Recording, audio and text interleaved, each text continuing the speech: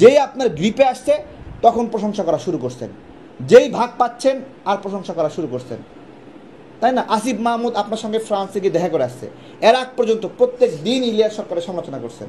তাহলে কি এমন মধু দিয়ে আসলো আসিফ মাহমুদ আপনাকে ফ্রান্সে গিয়ে যে আপনি তারপর থেকে আর সমালোচনা করছেন না? বলেন তো। সব শেষে বলবো, এই যে বলছেন না যে তারেকের সাথে 2,500 পোলাপান ছাড়া কেউ নাই, এই বাংলাদেশে রাজনৈতিক ময়দানে আমরা রাজনীতিটা তৈরি করার কাজ করি, আর সেই রাজনীতিগুলো নিয়ে আপনারা ভিডিও ব্লগিং করেন। এই যে আমি 2 জন নিয়ে মাইকিং করলাম, সীমান্তে নাগরিক হত্যা, শুনুন বাংলাদেশের নাগরিক শুনুন, আমাদের সীমান্তে 2 জন নাগরিক হত্যা করা হয়েছে। এই ভিডিও কাইটা সাইটে বিভিন্নভাবে ভিডিও আপনারা বানাইছেন। রাজনীতি আমরা তৈরি করি।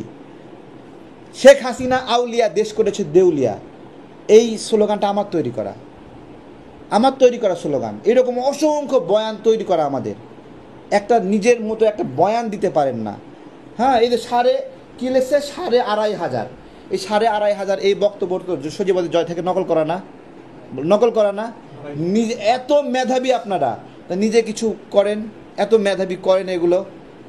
আসলে গুজব ছাড়া মানুষের কাছে ভিডিও চমকপ্রদ হয় না। যেটা প্রচলিত সবাই ঘটে সেটা তো সবাই জানে, ওটা ভাইরাল হয় না। এখন গুজব ভাইরাল হয়, এই জন্য এই যে নোংরা কাজগুলো করছেন। আপনাদের দেশের জন্য অবদান আছে, এটা মানছি। এই গণঅভ্যুত্থানের মধ্যে বিভিন্ন সময় দেশের পক্ষে কাজ করেছেন, কিন্তু এটা ভাই কেমন কাজ?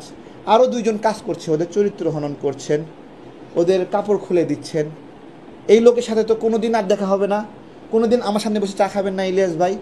পেনেকে দাদা কোনো দিন চা খাবেন না আমার সামনে বৈশা?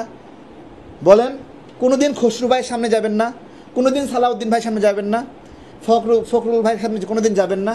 তাহলে যে মানুষটাকে এই যে নোংরা কথা সাজাচ্ছেন, বানাচ্ছেন, হ্যাঁ, এই মানুষের সামনে আবার কোন মুখে দাঁড়াবেন বলেন? এখন ইলিয়াস ভাই এই যে অসম্মানিত করলেন, বিকাশুর রহমান তারেকের আম পার্টি থেকে সবাই বের হয়ে যাচ্ছে না। আপনি খুব চেষ্টা করতেছেন আমাদের এই লোকগুলোকে ভাগায় নেওয়ার জন্য। রাজনৈতিক দল করবেন আমার এই লোকগুলোকে নিয়ে গিয়ে, উদ্দেশ্য কি? মতের মিল হচ্ছে না, এই জন্য মিসগাইড করে নিয়ে যাবেন।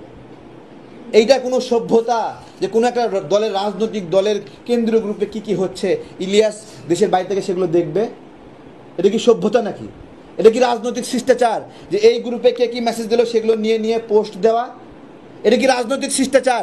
আমার দলে আমি কাকে চিঠি দিলাম না দিলাম সেটা দলের সদস্যদেরকে ব্যবহার করে, বলেন, নিজেদেরকে কতটুকু মানে উগ্র বানাইছেন আপনারা, কতটুকু বর্বর বানাইছেন, একটু নিজেদেরকে প্রশ্ন করেন।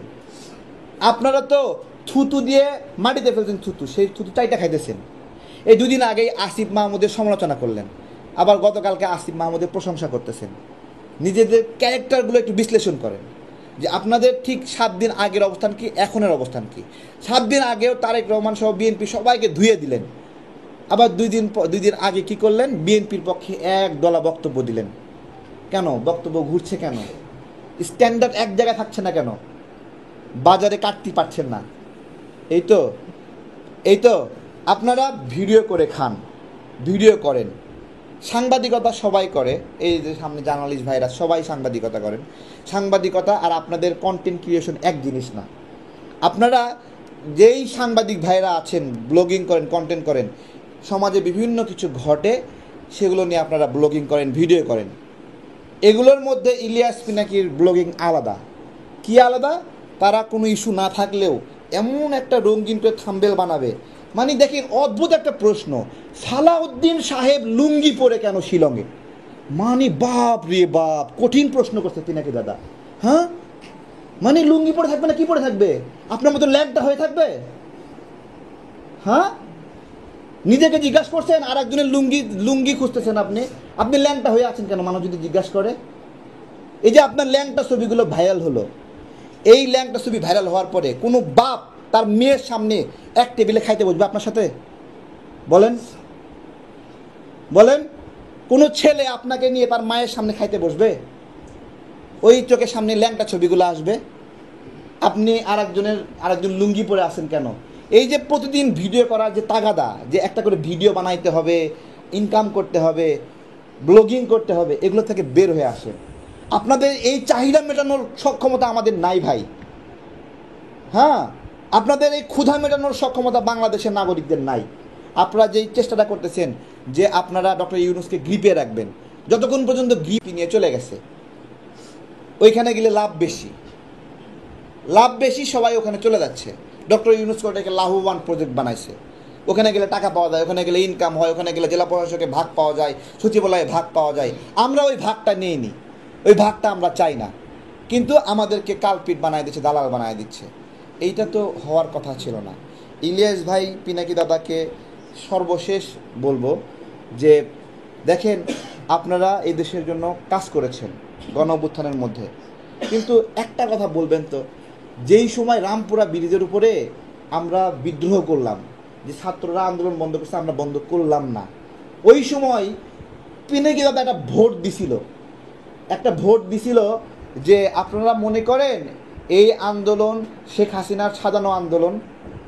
দেখেন, যেই সময় আমরা গণ অভ্যুত্থানের জন্য আপ্রাণ চেষ্টা করতেছি, তখন সে নাগরিকদেরকে মিসগাইড করতেছে, বলছে আপনারা কি মনে করেন এই আন্দোলন শেখ হাসিনার সাজানো আন্দোলন? একের পর এক মানুষ মারা যাচ্ছে, পিনাকি দাদা চেষ্টা করলো এই আন্দোলনকে সাজানো আন্দোলন বলার জন্য, করছে কি না? এবং মাশাআল্লাহ, পিনাকি দাদার সমর্থক যারা, তারাও এটাতে গণহারে ভোট দিছে, একবারে 90% মানুষ মতামত দিয়ে দিছে এই গণ অভ্যুত্থান হলো সাজানো গণ অভ্যুত্থান। এখন ওই মানুষগুলো যদি আসে আমাকে হ্যারাসমেন্ট করে, আমি কি করতে পারি বলেন? কি করতে পারি? তো এটাই বলার, আর কিছু নাই। জাস্ট এই যে সিম্পলি দেখেন, আমাদের এই একক আন্দোলন আজকে একটা একটা এই যে প্রবাসীদের জন্য মাত্র 3 জন মিলে আন্দোলন করছে, 3 জন মিলে। ইরাক প্রবাসীরা ওই কোয়ারেন্টাইন ফি দিতে পারে না, বুঝছেন? আমরা কি করলাম? আন্দোলন করলাম, 3 জনের আন্দোলন, জায়গায় জায়গায় গেলাম। যে গরিব, ইরাক হলো সবচেয়ে গরিব মানে একটা অর্থনৈতিক সোর্স প্রবাসীদের জন্য। ওইখানে প্রবাসীদের জন্য 40,000 টাকা 50,000 টাকা দেওয়া লাগে কোয়ারেন্টাইনের ফি। আন্দোলন করলাম। ওই আন্দোলনে একটা ম্যাজিস্ট্রেটের নামে আমি ভিডিওতে বক্তব্য দিয়েছিলাম, তার জন্য ওই ম্যাজিস্ট্রেট আমাকে নিয়ে যায় বসায় রেখে র্যাবের অফিসারকে নিয়ে আসছে, সেনাবাহিনীর অফিসারকে নিয়ে আসছে, পুলিশ নিয়ে আসছে, নিয়ে এসে আমার থাপড়াইছে। টাপড়ায় পরের দিন আবার গেছি, থাপ্পড় খাইও আবার গেছি প্রবাসী কল্যাণ কর্মসংস্থান মন্ত্রণালয়ে, যাইয়ে বলছি না, এই কোয়ারেন্টাইন ফি বাতিল করতেই হবে। এটা আমাকে মারছেন ঠিক আছে, কিন্তু বাতিল করতে হবে। ওই দিন আমার সাথে মিটিং বসে বলছে তারেকের এই মানে বিষয়টা ঠিক আমরা খেয়াল করিনি, আমাকে হাত ধরে সরি বইলা ওই দিন কোয়ারেন্টাইন ফি বাতিল করছে। মালয়েশিয়াতে 70,000 টাকা 40,000 টাকা 48,000 টাকা কোয়ারেন্টাইন ফি লাগতো, কাউকে আন্দোলনের জন্য পায়নি। করোনার মধ্যে কেউ বের হচ্ছিল, শেষে এখলাসউদ্দিন ভাই, আমাদের সম্মানিত বিজ্ঞ আইনজীবী স্যার, ওনাকে বললাম স্যার মালয়েশিয়া প্রবাসীদের এরকম বিপদ, কিছু একটা করেন, আন্দোলন তো করতে পারতেছে না, নিষেধ আন্দোলন করা করোনার মধ্যে। উনি আমাকে নিয়ে কোর্টে দাঁড়ালেন। বিমান ভাড়া নিয়ে কত টাকা বিমান ভাড়া বাড়াইছে, 30,000 টাকা বিমান ভাড়া 1,90,000 টাকা বানাই ফেলছে। কাউকে ডাকি প্রোগ্রামে আসে না, না আসে তো কি হয়েছে, মাত্র 4-5 জন নিয়ে প্রেস ক্লাবে মানে অনশন কর্মসূচি করছি যে বিমান ভাড়া না কমাইলে আমরা উঠবো না। ভাই আমার সংখ্যা 2.5 জন, তো তুমি ইলিয়াসের কি মিয়া? হ্যাঁ, পুলিশে একটু ভয় দেখাচ্ছে, দেশ ছেড়ে পালায় চলে গেছো না? আমরা তোমার পার্থক্য দেখো, তুমি কি আমি কি বিচার করো, বিশ্লেষণ করো। আরে তোমার গায়ের একটা টোকা লাগছে, কারো কেউ তোমাকে হামলা করছে, আঘাত করছে?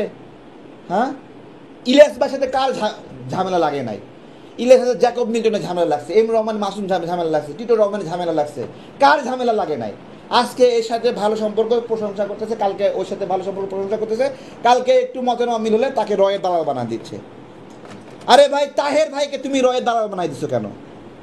তাহের ভাইকে রয়ের দালাল কেন বানাইছো?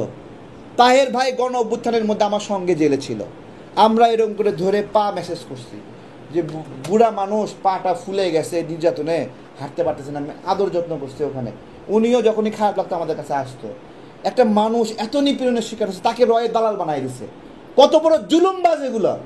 এদেশের নিপীড়িত মানুষগুলোকে রয়ের দালাল বানায় দিচ্ছে, সবগুলোকে। সব মানুষ খারাপ, ইলিয়াস একা ভালো। বলতেছে আমার সঙ্গে 2.5 জন মানুষ নাই। আরে 2.5 জন মানুষ কি? 2018 সালের কোটা আন্দোলনের ফলে এদেশের লক্ষ লক্ষ যুবক উপকৃত হয়েছে। এটা এই উদ্যোগ কার ছিল? 18 সালে আমি পড়তাম কুমিল্লা বিশ্ববিদ্যালয়ে, ঢাকা বিশ্ববিদ্যালয়ে ছাত্র পরিচয় দিয়ে ঢাকা বিশ্ববিদ্যালয়ে ঢুকছি, আমাকে দেখে সবাই পালায় যেত, এই পাড়ায় কাছে, এখান থেকে তারেকের সাথে হাঁটলে ছাত্রলীগ মারবে। তারপরে ওইখানে ঢুইকে টিভি রুমে, গেস্ট রুমে, তারপর রিডিং রুমে ঢুকে ঢুকে সবাইকে বলছি যে কোটা নিয়ে আমাদের সমস্যা আছে, সবাই আসো। তখনও নূর, রাশেদ, ফারুক কেউ আমার সাথে নাই, একা একা ঘুরতাম পাগলের মতো। আমি একটা পাগল। এই পাগল দেখে তো 18 সালে এই লিফলেট নিয়ে ঘুরতাম। লিফলেট প্রিন্টে টাকা ছিল না, কলম দিয়ে লিখা লিফলেট বানাইছি, বানায়ে 20 কপি প্রিন্ট করে নিয়ে গেছি লাইব্রেরিতে, যে সবাইকে বুঝাতে হবে। তারপরে সারা দেশের মানুষ জাগলো, 18 সালে বড় আন্দোলন হলো। এই আসিফ নাহিদ কই থেকে আসছে? ওদের তৈরি করছে কে? নুরুল হক, নূর, রাশেদ, তাদেরকে তৈরি করছে কে? নূরকে ছাত্র অধিকার পরিষদের সদস্য করছে কে? রাশেদকে সদস্য করছে কে? হাসানুল মামুনকে এখানে নিয়ে আসছে কে? দেখাক। আমরা এই দেশের জন্য সেবা করার একটা ইচ্ছা নিয়ে আসছি। ডক্টর ইউনূসের অনেক কাজগুলো আমার সাথে ভালো লাগছে না। ডক্টর ইউনূসের এই বিষয়গুলো আমি পছন্দ করছি না। আমার সাথে মতবিরোধ তৈরি হয়েছে, আমি বিরোধিতা করছি। আমি তো ডক্টর ইউনূসের ক্ষমতার অংশীদার না। আমার একজন তো সেখানে উপদেষ্টা নাই, আমার একজন তো আমার সেখানে পিপি নাই।